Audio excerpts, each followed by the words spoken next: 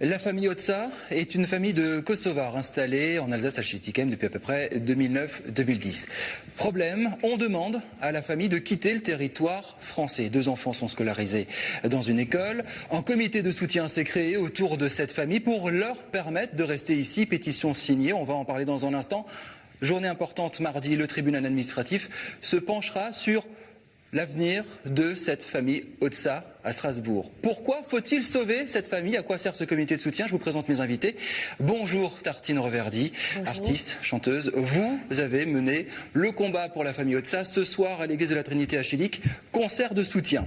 À côté de vous, bonjour Olivier Bert. Bonjour. Vous représentez l'UNHCR, le haut comité aux réfugiés des Nations Unies. Vous allez nous éclairer un petit peu sur la vie de ces réfugiés kosovars en Europe, vie extrêmement difficile.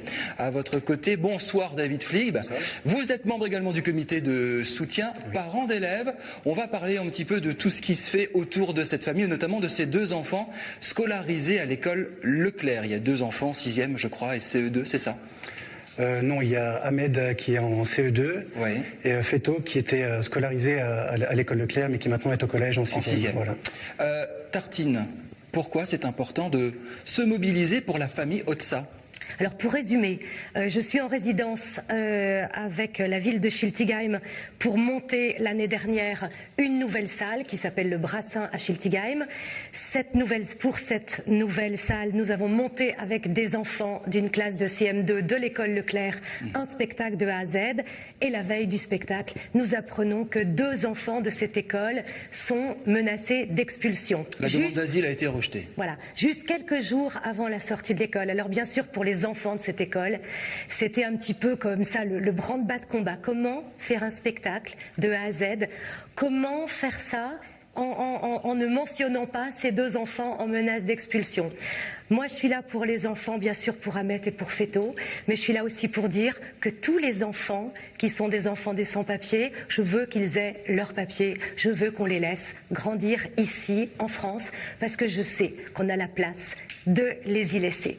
Ils ont fui le Kosovo, ils ont demandé le droit d'asile, il a été refusé pour l'instant. Quelle est la vie de la famille Otsa? Ça a été assez compliqué pour eux de s'installer ici, dont le comité a dû beaucoup les aider. Pour s'installer ici, il faut savoir qu'ils ont rejoint le frère du papa, Roussan, le frère et la sœur qui sont sur Schiltigheim.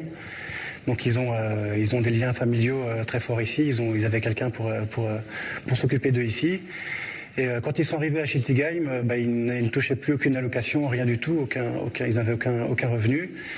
Et ils sont restés sans trop faire de bruit, sans faire de vagues. Et un symbole pour vous, c'est obligatoire. Il faut absolument sauver cette famille, ça veut dire beaucoup en ce moment?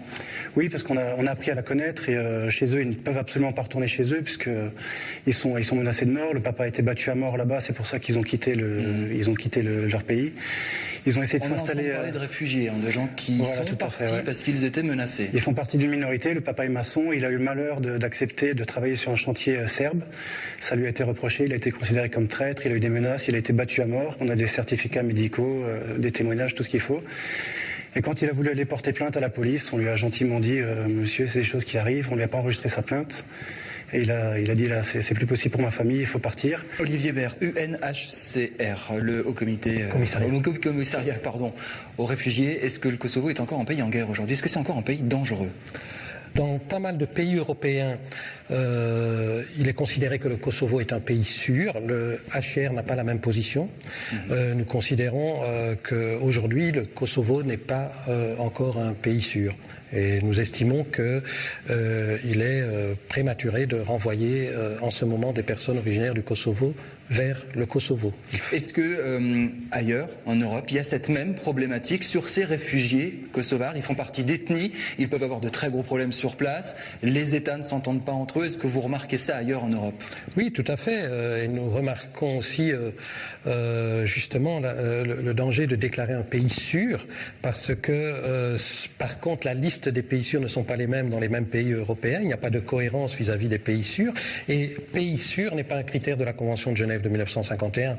Cela veut dire que pour nous, il n'y a qu'une seule chose, c'est qu'il faut une détermination individuelle, écouter la personne au regard de ce qu'elle a à dire et analyser de manière individuelle si la personne a oui ou non des craintes sérieuses en cas de retour dans son pays. Mais il faut que chaque personne soit entendue, il faut que la situation soit analysée de manière individuelle et nous demandons que nous ne sommes pas contre les procédures d'asile accélérées lorsqu'il y a des demandes manifestement infondées, provenant de gens qui sont manifestement pas des réfugiés, mais uniquement dans ces cas-là. Or, nous constatons malheureusement que des procédures d'asile, cette liste des pays sûrs, des fois on ne sait pas sur quels critères elle est établie. Est-ce qu'il faut sensibiliser à ces questions aujourd'hui alors qu'on a plutôt tendance à se refermer sur nous-mêmes?